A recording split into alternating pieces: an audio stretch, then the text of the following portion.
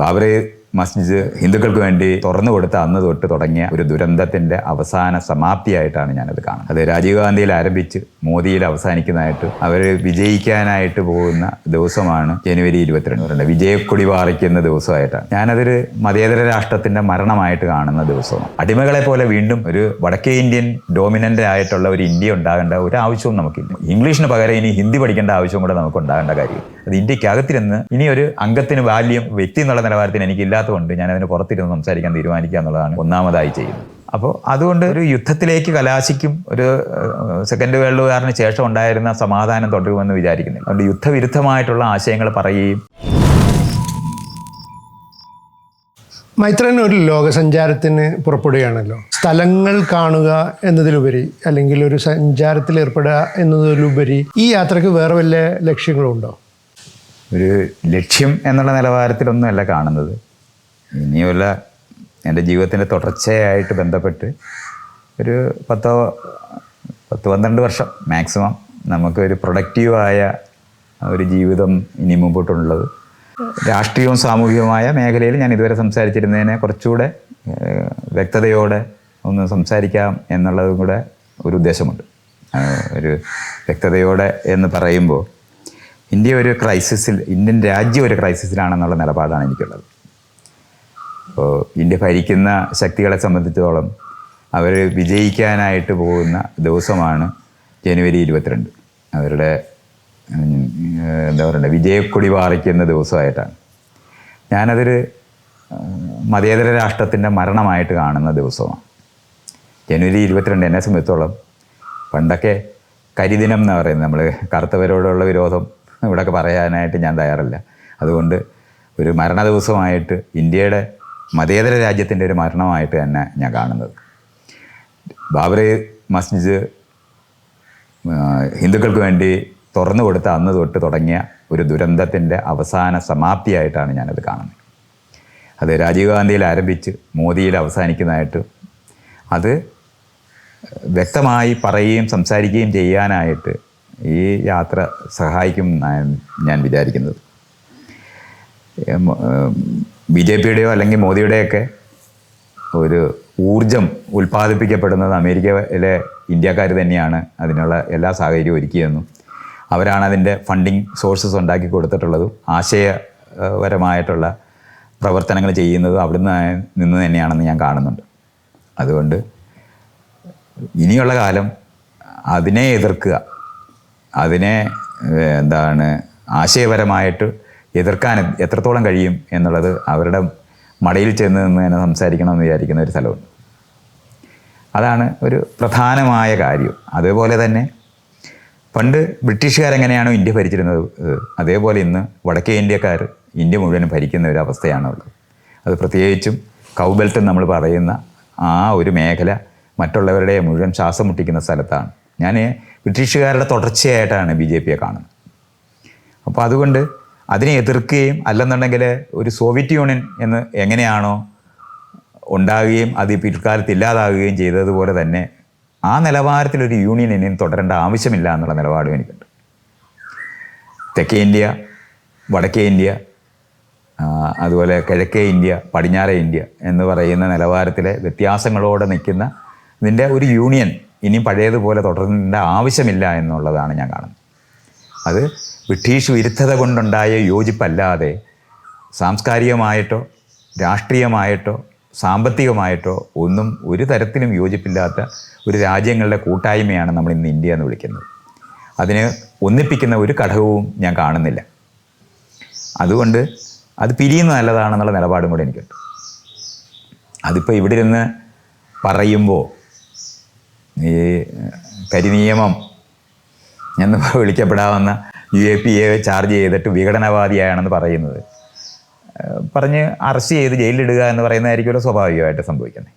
അപ്പോൾ അതൊക്കെ ഞാൻ പ്രതീക്ഷിക്കേണ്ടതാണ്. രാഷ്ട്രീയം അറിയുന്നത് നമുക്ക് അത് അറിയേണ്ടതാണ്. അങ്ങനത്തെ ഒരു ദുരിതം അതിനകത്തുണ്ട് എന്ന്. പക്ഷേ അത് പറയപ്പെടേണ്ടതാണ്. അടിമകളെ പോലെ വീണ്ടും ഒരു വടക്കേ ഇന്ത്യൻ ഡോമിനൻ്റ് ആയിട്ടുള്ള ഒരു ഇന്ത്യ ഉണ്ടാകേണ്ട ഒരു ആവശ്യവും നമുക്കില്ല. ഇംഗ്ലീഷിന് പകരം ഇനി ഹിന്ദി പഠിക്കേണ്ട ആവശ്യവും കൂടെ നമുക്ക് ഉണ്ടാകേണ്ട കാര്യമില്ല. ഒരു വടക്കേ ഇന്ത്യക്കാരനും ഒരു സൗത്ത് ഇന്ത്യൻ അല്ലെങ്കിൽ മറ്റേതെങ്കിലും ഒരു ഭാഷ പഠിക്കുന്നുമില്ല. അപ്പോൾ ഇതൊക്കെ നമ്മൾ അനുഭവിക്കുന്ന ഒരു ദുരിതമുണ്ട്. ഇവിടെ ഉണ്ടാക്കുന്ന സകല ധനവും സൈഫൺ ചെയ്ത് ഈ ബാങ്കിനകത്തൂടെ അവർ കൊണ്ടുപോകുന്നൊരു സ്ഥലമുണ്ട്. ഇതിനൊക്കെ വിരുദ്ധമായിട്ടൊരു ഫെഡറൽ സ്റ്റേറ്റുകൾ രൂപപ്പെടേണ്ടത് ആവശ്യമാണ്. അതിന് പരമാവധി ശ്രമിക്കേണ്ടതുണ്ട്.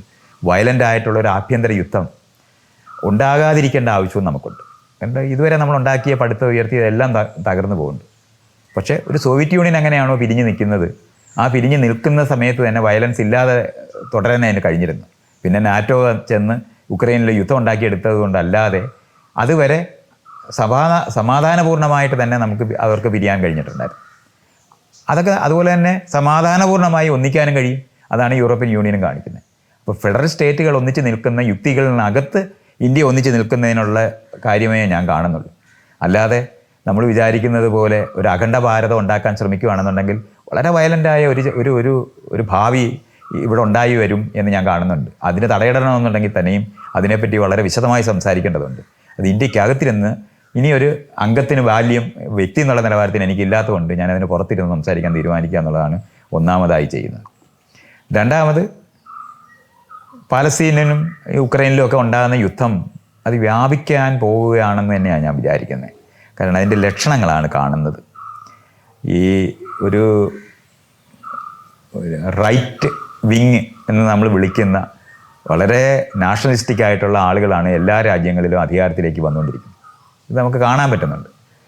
അപ്പോൾ അതുകൊണ്ട് ഒരു യുദ്ധത്തിലേക്ക് കലാശിക്കും, ഒരു സെക്കൻഡ് വേൾഡ് വാറിന് ശേഷം ഉണ്ടായിരുന്ന സമാധാനം തുടരുമെന്ന് വിചാരിക്കുന്നില്ല. അതുകൊണ്ട് യുദ്ധവിരുദ്ധമായിട്ടുള്ള ആശയങ്ങൾ പറയുകയും അതുപോലുള്ള പ്രവൃത്തികൾക്ക് വേണ്ടി എന്തെങ്കിലും ചെയ്യണമെന്ന് ആലോചിച്ചാലും ഈ കേരളത്തിൻ്റെ അന്തരീക്ഷത്തിനകത്തോ അല്ലെങ്കിൽ ഇന്ത്യയിൽ നിന്നോ സംസാരിച്ചിട്ടോ കാര്യമില്ലെന്ന് ഞാൻ കാണുന്നുണ്ട്. അതുകൊണ്ട് എൻ്റെ യാത്ര എന്ന് പറയുന്നത് ഈ രണ്ട് പ്രധാന കാര്യങ്ങൾ പറയുക. ഇത് രണ്ടിനേക്കാളും വലുത് എന്ന് തന്നെ പറയാം. രണ്ടിനേക്കാളും വലുതായ ഒരു പ്രശ്നമാണ് ഈ പാരിസ്ഥിതികമായിട്ടുണ്ടാകുന്ന തകർച്ച എന്ന് പറയുന്നത്. അതാണ് യഥാർത്ഥത്തിൽ മനുഷ്യ കുലത്തിന് ഭീഷണിയായിട്ട് ലോകത്തുണ്ടാകാൻ പോകുന്നത്. അതിനെ നേരിടുന്നതിന് നമുക്ക് ഒന്നിച്ച് നിൽക്കുകയല്ലാതെ കഴിയില്ല. വ്യത്യസ്തതകളെ അംഗീകരിച്ച് ഒന്നിച്ച് ഒരുമയോടെ നേരിടുക എന്ന് പറയുന്നത്, വ്യത്യാസങ്ങളോടെ പിരിഞ്ഞു നിന്നൊന്നിക്കുക എന്ന് പറയുന്ന യുക്തിക്കകത്ത് തന്നെയാണ് ഞാനതിനെ കാണുന്നത്. ജനാധിപത്യത്തിൻ്റെയും അതേപോലെ തന്നെ സമത്വത്തിൻ്റേതുമായിട്ടുള്ള മൂല്യബോധങ്ങൾ വികസിപ്പിച്ചുകൊണ്ട് തന്നെ ഒന്നിച്ച് നിന്നുകൊണ്ട് എങ്ങനെയാണ് ഈ പാരിസ്ഥിതികമായ പ്രശ്നത്തിനെ നേരിടുക എന്ന് പറയുന്നതും ഇതുപോലെ തന്നെ ഒരു പ്രധാന അജണ്ടയാണ്. അപ്പോൾ എന്നെ സംബന്ധിച്ചിടത്തോളം ഇന്ത്യ എന്ന് പറയുന്ന യൂണിറ്റ് ഒരു അഖണ്ഡ ഭാരതത്തിലേക്കും ഒരു മത തീവ്ര രാജ്യമായി മാറാതിരിക്കുന്നതിനും ഉള്ള ഇൻഷുറൻസ് ഉണ്ടാക്കുക എന്ന് പറയുന്നതാണ് ഒരു പ്രവൃത്തി. രണ്ടാമത്, യുദ്ധവിരുദ്ധമായിട്ടുള്ള പ്രവൃത്തികളിൽ ഏർപ്പെടുക എന്ന് പറയുന്നതാണ് ഉള്ളത്. ആ യുദ്ധവിരുദ്ധമായത് ഈ ലോകവ്യാപകമായി നടന്ന് സാധ്യമാകുന്നത്, ഞാൻ സംസാരിക്കുന്നു എന്നൊക്കെ പറയുമ്പോൾ മറ്റു ഭാഷകളിലൊക്കെ സംസാരിക്കുകയും മറ്റുള്ളവരെ സ്വാധീനിക്കാനൊക്കെ എനിക്ക് കഴിയുമോ ഇല്ലയോ എന്നുള്ളതൊന്നും എനിക്കറിയില്ല. പക്ഷേ അത് ശ്രമിച്ച് പരാജയമടയുന്നതാണ് ഇവിടെ നിന്ന് ഈ എന്താ പറയേണ്ട ഒരു മതരാജ്യത്തിനകത്ത് പെട്ട് ശ്വാസം മുട്ടി മരിക്കുന്നതിനേക്കാളും നല്ലത് പൊരുതി ജയിക്കുക എന്ന് പറയുന്നത്, പൊരുതി തോറ്റാലും വേണ്ടില്ല, അതിനു വേണ്ടിയാണ് ശ്രമിക്കേണ്ടതെന്ന് വിചാരിക്കുന്ന ഒരു സ്ഥലമാണ്.